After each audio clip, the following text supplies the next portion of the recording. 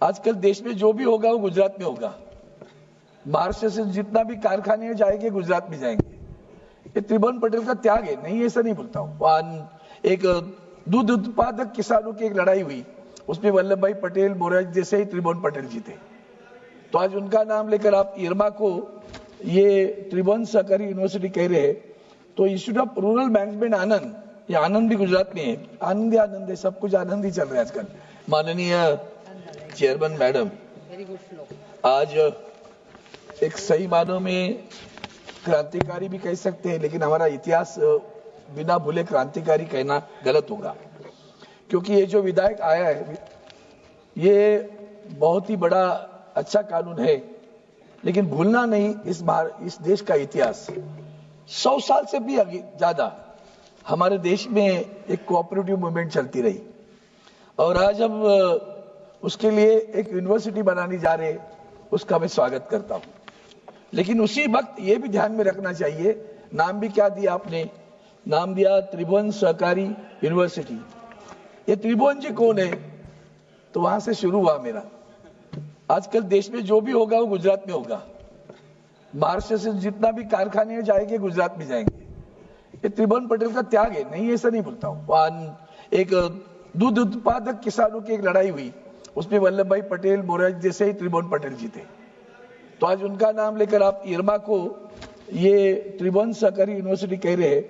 तो institute of rural management आनंद, ये आनंद भी गुजरात में है। आनंद है, सब कुछ आनंद ही चल रहा है आजकल।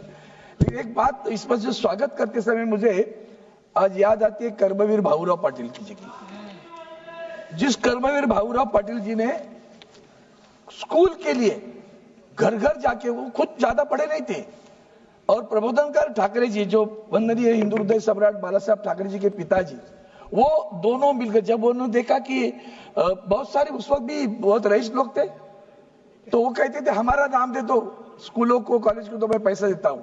उन्होंने बोला छोड़ो, मैं घर घर जाके लोगों से भीख मांग कर पैसा ले लूंगा। महात्मा गांधी जी से भी मिले, तो महात्मा गांधी जी ने कहा, एक विनोद है कि कहा यार मैं गरीब हूं, मेरे पास कहां से पैसे आएंगे आपको देने के लिए? तो प्रबोधनकर ठाकरे तो बहुत ब्लंट थे, बोला गरीब मर्सिडीज कार में भी घूमता है, उस गरीब के पास आए हम। और फिर महात्मा गांधी जी ने उनको भी पैसे दे दिए, और शिक्षा की संस्था बनी। आज शरद पवार साहब उस संस्था का काम देखते हैं, बहुत बड़े मायने में देखते हैं। मेरा कहना इतना ही है कि ये सब चलते, अब ये देखना क्या है, आपने अच्छा किया उसमें कि सभी जितने भी सहकारी तत्व से काम चलते हैं, शिक्षा हो, गांव में हमारे विकास सोसाइटीज है, आज भी कृषि उत्पन्न जितना भी आता उनकी भी विकास सोसाइटीज है, दूध खरीदी केंद्र है, खरीदने वाले वो भी केंद्र है। महाराष्ट्र जैसे मेरे सहयोगी ने कहा सबसे अग्रेसर रहा है। अगर ये यूनिवर्सिटी महाराष्ट्र में बनती, कर्मवीर भाऊराव पाटिल का नाम देकर बनती, तो और मुझे आनंद होता। लेकिन भूलना नहीं, आगे चलकर उसका एक मिनट बनाओगे तो कर्मवीर भाऊराव पाटिल, हमारे पास विखे पाटिल जी अभी है, हमारे एक सांसद थे विखे करके, हमारे राज्य में मंत्री जी भी, उनके परदादा वो भी ऐसे ही गांव में घूम कर उन्होंने इंडस्ट्री शुरू कर दी थी। आज वो शिक्षा के क्षेत्र में बहुत बड़े सम्राट बने हैं। Sugar industry is one of the biggest industry in Maharashtra, वहां भी कोऑपरेटिव सोसाइटी भी चल रहा है।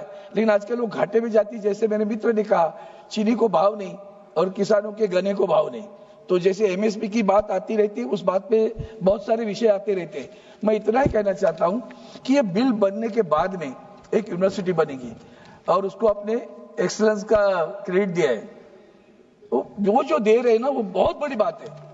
तो एक इंटरनेशनल ग्लोबल लेवल का ये विद्यापीठ बनेगा, और उसकी शाखाएं आपको खोलनी पड़ेगी। मैं आपसे प्रार्थना करता हूं, करो, वहां किया अच्छी बात है, कहीं तो देश में शुरू तो हुआ, लेकिन महाराष्ट्र को, जैसे तमिलनाडु में भी है, even Tamil Nadu is also very, I mean, right from 1903, 1904, we used to have a cooperative movement in Tamil Nadu. और उस वक्त मद्रास कहा जाता था, तो चेन्नई ने, उस मद्रास के सारे लोग थे। आज ये सब बनाने के बाद में आज भी हमारे पास कानून है, बहुत सारे महाराष्ट्र में कानून है। अब ये कंकरेंस का कानून होगा या ये कानून पूरे देश को लागू होगा? अगर कंकरेंस का होगा तो महाराष्ट्र में भी आज भी ये कानून है, तो उस कानून का क्या होगा? क्या वो कानून रद्द किया जाएगा और यही कानून पूरे देश को लगने वाला है क्या? तो इसमें एक बड़ी बात है। ऐसे कि कौन से क्षेत्र है जिस हर क्षेत्र में वो जो बताया मैंने त्रिभुवन पटेल जो पोल्सन डेयरी थी उस वक्त, पोल्सन डेयरी के साथ लगड़ा हुआ था। हमने एनडीडीबी निकाली, डेयरी डेवलपमेंट बोर्ड किया, हमने नाबार्ड दिया किसानों को मदद के लिए, लेकिन नाबार्ड की आज की अवस्था क्या है? तो ये सारे रिलेटेड है, एक दूसरे से रिलेटेड है। पढ़ेंगे तो पढ़ने के बाद में भी उसको जॉब मिलेगा क्या? कोऑपरेटिव मूवमेंट में जाकर democratisation of the cooperative sector, ऐसा एक वर्ड उसमें आया। तो democratisation of the cooperative sector was thought by during British regime. उस वक्त भी उन्होंने सोचा था कि डेमोक्रेसी के साथ में होना चाहिए, चुनाव होने चाहिए। आजकल राजनीतिक दलों का बहुत उसमें घुसना होता है, उसमें लड़ाइयाँ होती है। मुझे अच्छा लगता है कि हम जैसे शरद पवार साहब ने कृषि क्षेत्र में बहुत कुछ कोऑपरेटिव सेक्टर में काम किया है, हम लोग उनका स्वागत करते हैं, उनसे सीखते हैं। आगे चलकर इस यूनिवर्सिटी में जितनी भी फैकल्टीज होगी, मैं तो इसमें हूँ, पगारदार सोसाइटी जिसे कहते हैं, सैलरी अर्न कोऑपरेटिव सोसाइटी। तो हम सारे नौकरी करने वाले लोग हैं। आप बैंकों में जाओ, you will find the cooperative credit societies are. You go to LIC insurance company, you will find employees cooperative credit society.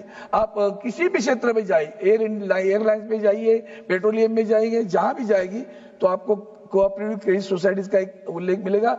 कर्मचारी बैंक में काम कर रहा है लेकिन लोन लेता है, अपने सहकारी सोसाइटी से लोन लेता है। ये सहकार का जो हमारे मराठी में एक कहावत थी, एक पंक्ति थी, एक में का सहाय्य करूं अवघे धरू सुपंत।